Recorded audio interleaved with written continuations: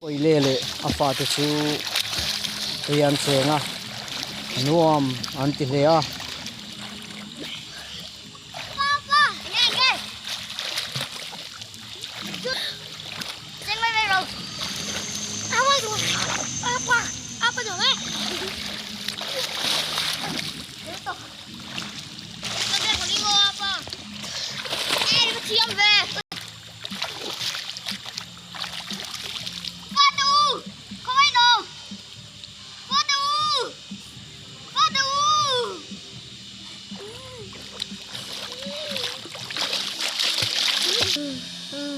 Koilea chu afa te tuian tla ka wangin atrap ta lungai takin a oma anga em ani afa te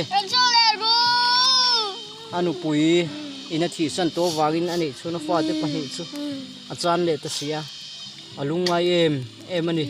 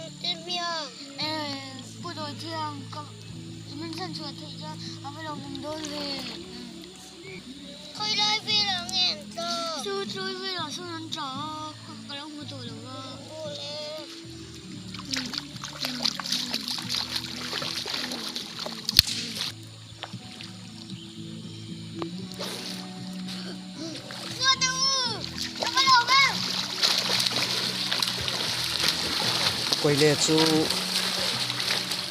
Dawithiam chuan a chan chua sak le ta tuia ta chuan lo lang chuak le ta a Dawithiam chu heta hian a kul khewin lo oma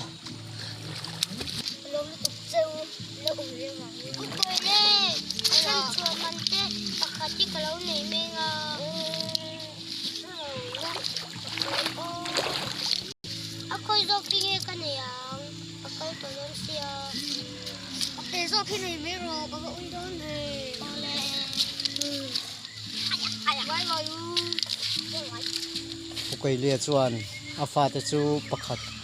achan ta a alungai em a atrap le ta a